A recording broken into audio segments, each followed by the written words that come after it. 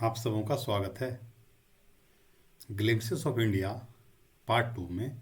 आप सबों का हार्दिक हार्दिक स्वागत है। अब स्वागत क्यों कर रहे हैं? स्वागत इसलिए कर रहे हैं कि आप अच्छे से पढ़ सकें। मेरा इरादा है कि आपका स्कूल कॉलेज भले बंद हो जाए, आप नहीं रुकने चाहिए।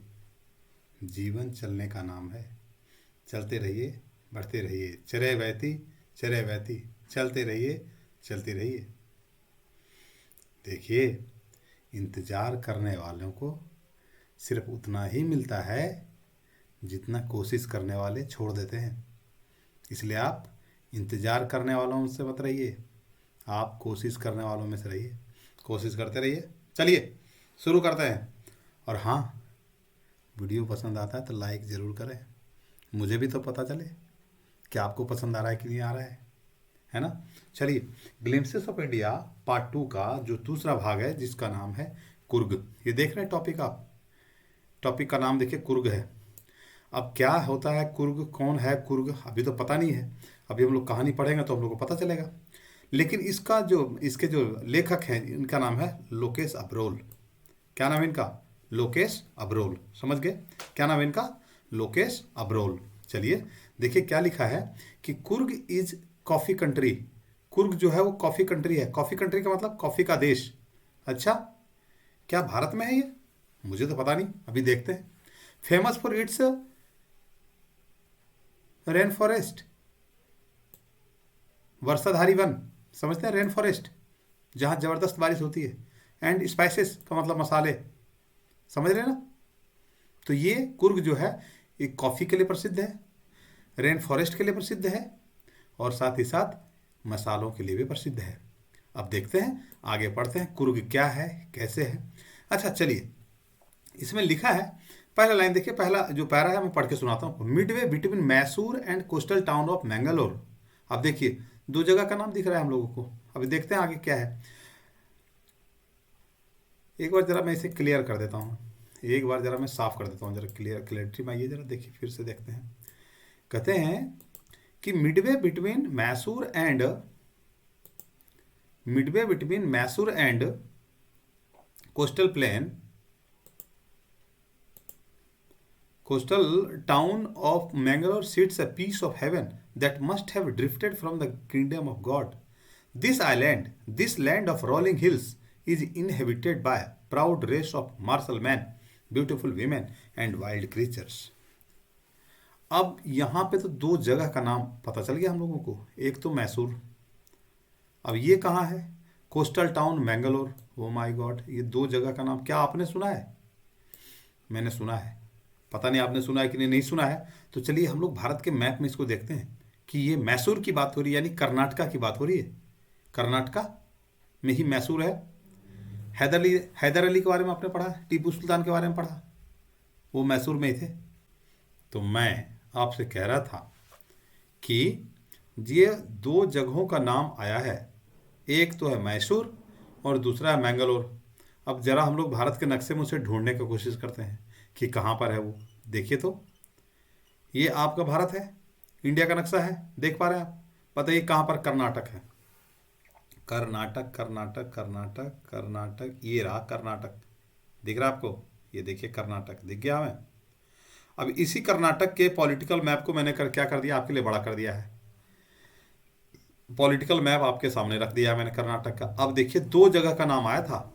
एक तो सबसे पहले मैसूर, देख रहे हैं आप, ये मैसूर है।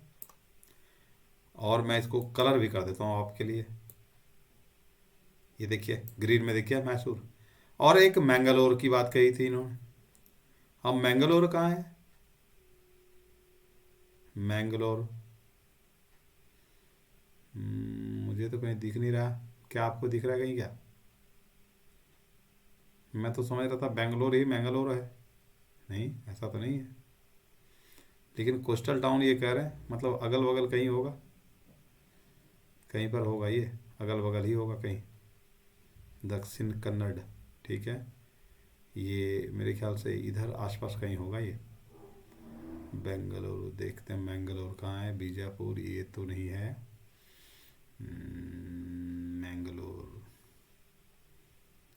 लेकिन इतना तय है कि ये ना इस एरिया के आसपास रहा होगा। क्यों? क्योंकि वो कोस्टल एरिया की बात कर रहे हैं हमसे, है ना। ये मैसूर है। अब देखिए इसका भी जिक्र होने वाला है, कोडागू। कोडागू का जिक्र होने वाला है, यहीं आसपास मैंगलोर होगा। चूंकि वो छोटा जगह होगा इसलिए इतना उसको स्पेसिफिक प्लेस नहीं दिया गया, समझ रहे हैं।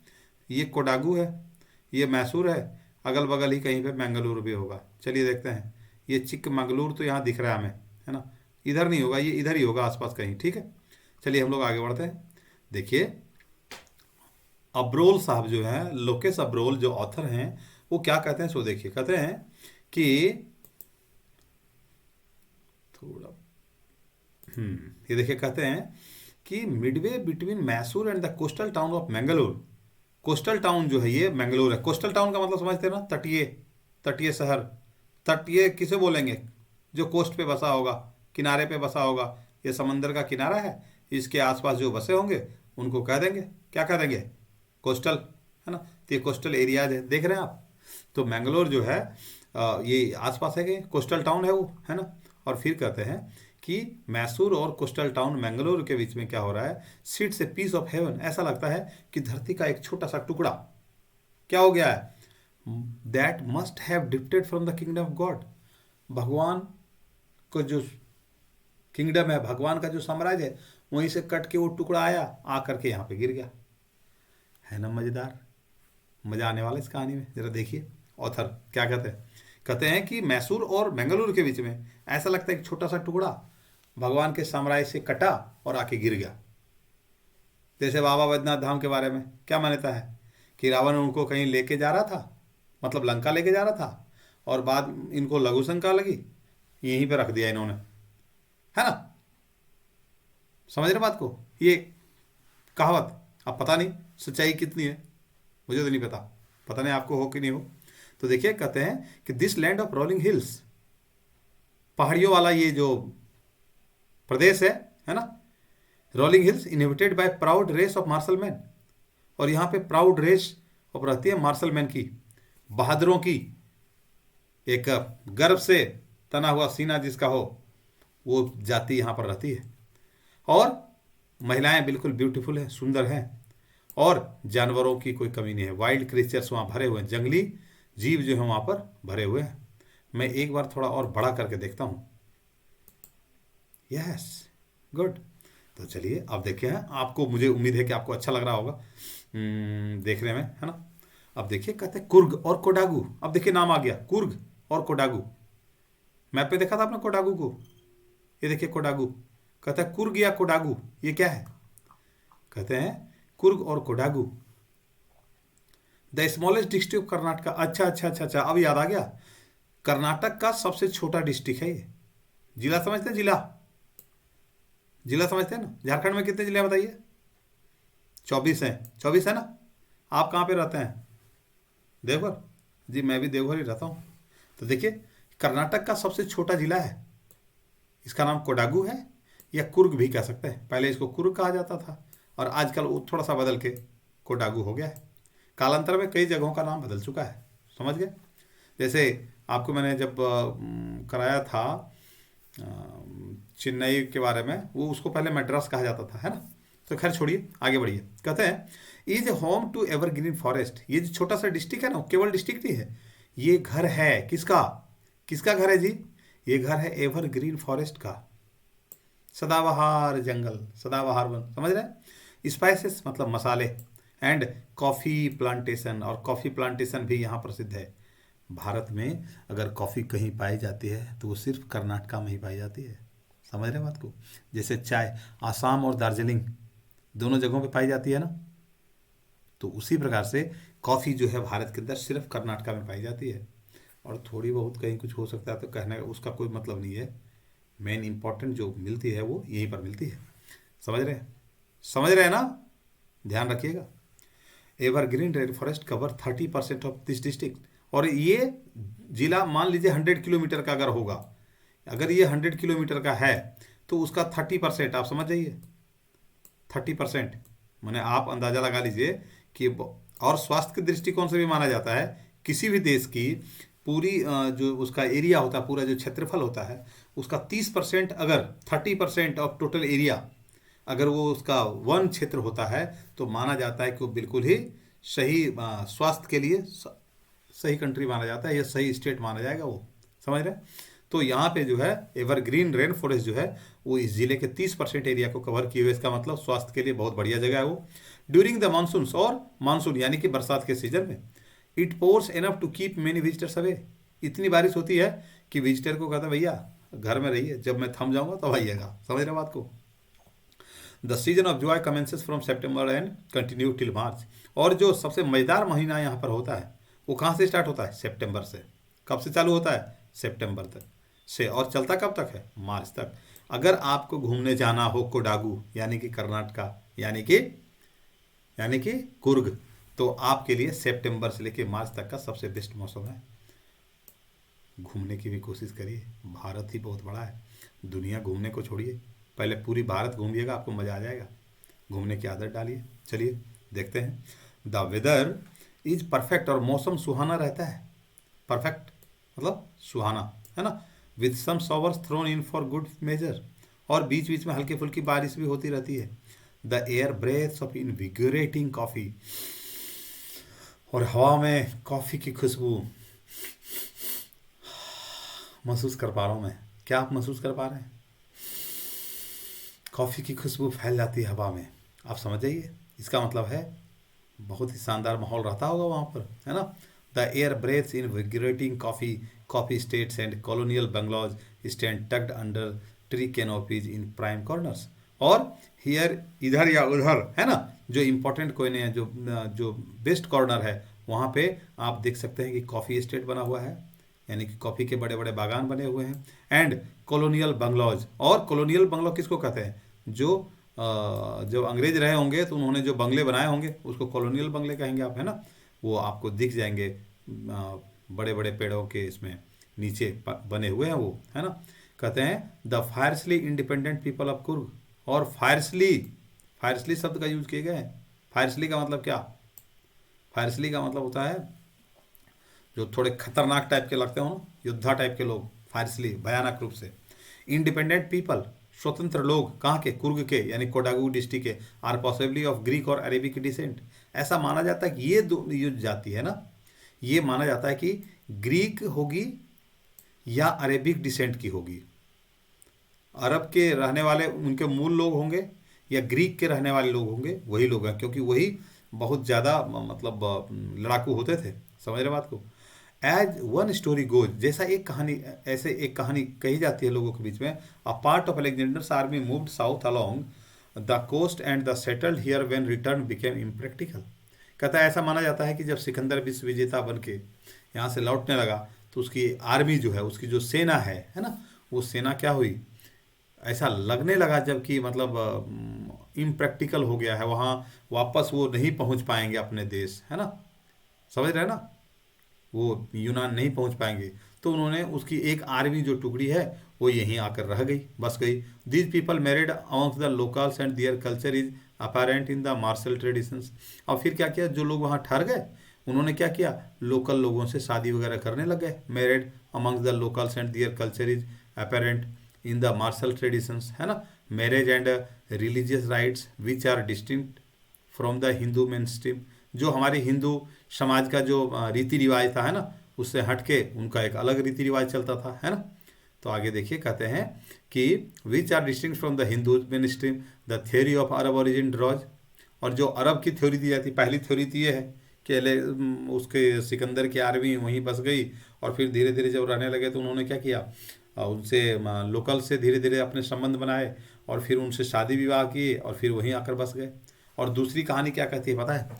दूसरी कहानी कहती है कि एक सिद्धांत यह भी दिया हो कि जो अरब ओरिजिन के लोग हैं, है ना, वो बताते हैं कि लॉन्ग ब्लैक कोट जो वो पहनते थे, है ना, with an embroidered waist belt, और वो नक्काशी किया हुआ एक बेल्ट पहनते थे अपने कमर में, है ना, वर्ड बाय कोडाबूज। ये कोडाबूज लोग जो है उस बेल्ट को पहनते थे, इसीलिए जिसको कुपिया कहा जाता था। क्या कहा जाता था? कुपिया कहा जाता था। It resembles the kufiya worn by Arab and the Kurd. जो आज कुफिया जो है अरब्स एंड कुर्द के द्वारा पहनी जाती है ना, उसी प्रकार का वो पहनते थे, इसलिए माना जाता है कि पॉसिबली वो अरब के होंगे। किसके बारे में कहा जा रहा है? कुरुग के बारे में। समझ रहे हैं बात को? ठीक है, अगला देखिए, कहते हैं, अगला पैरा को देखिए, Coorgi homes have a tradition of hospitality and they are more than willing to recount numerous tales of valour related to their sons and fathers. The Kurg regiment is one of the most decorated in the Indian Army, and the first chief of the Indian Army, General Karyappa, was a Kurgi. Even now, Kodavus are the only people in India permitted to carry firearms without a license. समझ रहे बात को आप? चलिए देखिए, अब क्या कहते हैं, कहते हैं इस पैरा में देखिए क्या मतलब है। इस पैरा में हम बता रहे हैं कि जो कुर्गी होम्स है, have a tradition of hospitality, अगर आप उनके घरों में चले जाएंगे तो आपकी बड़ी खातिरदारी करते हैं। हॉस्पिटैलिटी का मतलब क्या होता है? खातिरदारी करना, है ना। And they are more than willing to recount numerous tales of valour related to their sons and fathers, और वे ना असंख्य कहानियां कहते हैं, tales of valour, stories of courage, उनकी बहादुरी के गुण, है ना, वार में, युद्ध के जो उन्होंने जीते हैं, जिसमें उन्होंने पार्टिसिपेट किया, उसको कहना, बताना उनको अच्छा लगता है कि उनके लड़के हैं, उनके पिता थे, है ना, इस प्रकार की वो कहानियां सुनाते हैं कि उन्होंने इस युद्ध में लड़ा था, है ना। कहते हैं the कुर्गी regiment is the one of the most decorated in the Indian army. और आपको पता है भारतीय सेना में अलग अलग रेजिमेंट होती है।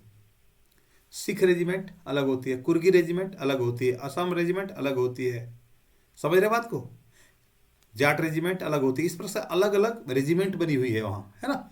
तो कहते हैं इंडियन आर्मी के अंदर ये जो कुर्गी रेजिमेंट है ना, कुर्ग रेजिमेंट, ये सबसे ज़्यादा मोस्ट डेकोरेटेड है। अब what is the meaning of most decorated? मतलब बहुत सजा दिया गया है? नहीं, उन्होंने इतने अच्छे अच्छे कारनामे किए हैं कि पूरा मेडल यहाँ सजा हुआ है, पूरा भरा हुआ है। डेकोरेटेड का मतलब सजाना नहीं, मेडल जीत करके अपने पूरे शरीर पे लगना, समझ रहे हैं ना। वो मोस्ट डेकोरेटेड इंडियन आर्मी के अंदर है। और फर्स्ट चीफ जो थे इंडियन आर्मी के, ये समझ आइए, एक बड़ा बढ़िया क्वेश्चन है ये। इंडियन आर्मी के जो पहले जनरल थे उनका नाम था जनरल के.एम. करियप्पा। समझ गए? के.एम. करियप्पा, यहाँ तो केवल करियप्पा दिया है। ही वॉज ऑल्सो अ कुर्गी, वो कुर्गी ही जनजाति के थे, समझ गए। Even now Kodavus are the only people, Kodavu के ही लोग जो है वही केवल भारत के अंदर इकलौते ऐसे लोग हैं जिनको लाइसेंस की जरूरत नहीं है। अगर वो पिस्टल रखना चाहते हैं, अगर वो फायर आर्म्स रखना चाहते हैं, उनको लाइसेंस की जरूरत नहीं है। मगर आपको और हमको अगर उसको रखना होगा ना, तो पहले लाइसेंस के लिए एप्लीकेशन आपको देना होगा। समझ पा रहे हैं? ध्यान दीजिए जरा।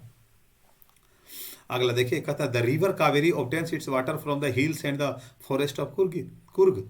और जो रिवर कावेरी है, कावेरी नदी, दिखाऊं या समझ जाएंगे आप? मेरे ख्याल से इसमें तो दिया भी नहीं होगा, लेकिन ये कावेरी रिवर यहाँ ही बहती है, आपको पता है ना, कावेरी नदी यहाँ पर बहती है। कहते हैं Kaveri obtains it's water from the hills and forest of Coorg, की फॉरेस्ट, कुर्ग की जो फॉरेस्ट है और कुर्ग की जो पहाड़ियाँ हैं, है ना, ब्रह्मगिरी, वहीं से इनको पानी मिलता है, कावेरी नदी को। महासीर, अब देखिए महासीर का नाम है। महासीर क्या है? महासीर क्या है? महासीर इज ए फिश, एक मछली है। A large water fresh water fish, ताजे जल में पाई जाने वाली मछली है ये। समझ रहे बात को आप? फिर देखिए, abound in these waters kingfishers dive for their catch. और जो किंग फिशर्स हैं, किंग फिशर ऐसे ऐसे उड़ते रहेंगे और सडन एक बार डाइव करते हैं पानी में, और अपना जो प्रे है उसको ले करके वो उठते हैं, वो, है ना। तो किंग फिशर जो है वहां पर आपको आसानी से डाइव करते हुए दिख सकते हैं। While squirrels and langurs drop partly eaten fruit for the mischief of enjoying the splash and the ripple effect in the clear water. और जो वहां पे स्क्वायरल्स हैं, गिलहरी, और जो लंगूर बैठे हैं पेड़ों के ऊपर, वो मतलब पानी का स्प्लेश देखने के लिए, पानी में कैसे छलकाव आता है उसको देखने के लिए खा खा के फल गिराते रहते हैं, उसको देखने के लिए। समझ रहे बात को, है ना, मिस्चिफ के लिए, मजे लेने के लिए, है ना, बदमाशी करते हुए, enjoying the splash and the ripple effect in the clear water. Elephants enjoying bathed and scrubbed in the river by their mahouts. और हाथियों को नहाते हुए आप आसानी से देख पाएंगे यहाँ पर, अगर आप यहाँ चले गए तो, है ना। The most laid back individuals become convert to life of high energy adventure with river rafting, canoeing, rappelling, rock climbing and mountain, है ना। कहते हैं कि यहाँ जो एडवेंचरस लोग होते हैं, जिनको बड़ा आनंद आता है नई नई चीज़ों को करने में, है ना, उनके लिए तो ये बस समझिए एकदम पैराडाइज है, जन्नत है जन्नत। क्यों? कहते हैं कि high energy adventure with river rafting, river rafting आसानी से आप कर पाएंगे यहाँ, कैनोइंग यहाँ आप कर पाएंगे, रैपलिंग यहाँ आप कर पाएंगे, रॉक क्लाइंबिंग यहाँ कर पाएंगे, है ना, एंड माउंटेन, है ना, देखिए माउंटेन बाइकिंग भी आप कर सकते हैं यहाँ। Numerous walking trails in this region are favourite with trekkers, और ट्रेकर्स के लिए जो पैदल चलने वाले लोग हैं, है ना, उनके लिए भी एक बड़ा ही फेवरेट ये डेस्टिनेशन है। कहते हैं birds bees and butterflies are these there to give you company, और यहाँ आपके साथी कौन कौन मिलेंगे, सो देख लीजिए आप, आपके साथी यहाँ मिलने वाले हैं, बर्ड्स, बीज, बटरफ्लाइज, ये सभी मिलेंगे आपको, ये दोस्त रहेंगे आपके यहाँ पर। Macaw, macaques, Malabar squirrels, langurs and slenders loris keep a watchful eye from the tree of canopy, ऊंचे पहाड़ों पर बैठे रहेंगे और आपके ऊपर एक तिरछी निगाह रखेंगे, जैसे एक कैमरा देखता है ना किसी को, उसी तरह से वो बैठ करके आपको देखते रहेंगे। I do however prefer to step aside for wild animals, है ना, ऑथर कहते हैं कि हाँ, आई डू, ऐसा करता हूँ मैं, prefer to step aside for wild animals, मैं थोड़ा सा दूर रहने की ही कोशिश करता हूँ जंगली जानवरों से ही, ठीक है। और आगे देखिए और लास्ट पैरा देखिए, the climb to the Brahmagiri hills, और ब्रह्मगिरी की जो पहाड़ी है, ये पहाड़ी का नाम आया ब्रह्मगिरी, ठीक है ना, brings you into a panoramic view, अगर आप वहाँ चले जाते हैं तो आपको दिखाएगा, एक भव्य दृश्य दिखाएगा, एकदम पेनोरमिक व्यू दिखाएगा, कहाँ का, entire misty landscape of Coorg का एकदम शानदार नज़ारा आपको दिखाई पड़ेगा अगर आप ब्रह्मगिरी पहाड़ पे चढ़ते हैं। A walk across the rope bridges leads to the 64 acre islands of Nisargadhama, है ना, कहता है walk across the rope bridge, एक रोप ब्रिज बना हुआ वहाँ जो है ना 64 एकड़ पे, 64 एकड़ पे वो बना हुआ आइलैंड है ना, और वो जो आइलैंड है वो निसर्गधम्मा, वहाँ रोप है, क्या कहते हैं, वो walk across the rope bridge leads to the 64 acre island, 64 acre island पे आप उस रस्सी के सहारे, रोप ब्रिज है ना, वो आराम से आप घूम सकते हैं। नाम क्या है, Nisargadhama, running into Buddhist monks from the India's largest Tibetan settlements, है ना, और वहाँ पे जो है एक बुद्धिस्ट मॉन्क जो होता है, बौद्ध धर्मावली में जहाँ रहते हैं ना, तो वो लोग वहाँ पर आपको दिख जाएंगे, इंडियाज लार्जेस्ट तिब्बतियन सेटलमेंट, और भारत का जो सबसे बड़ा तिब्बत के लोग ना भारत में आकर के शरण लेते हैं, भारतीय सरकार, भारत इसको मान्यता देता है, ये शरणार्थी के रूप में भारत में रहते हैं। एट नियर बाय बायलक कुपे, है ना, बायलक कुपे के पास आकर के लोग रहते हैं, इज ए बोनस, एक रूप से बोनस है ये।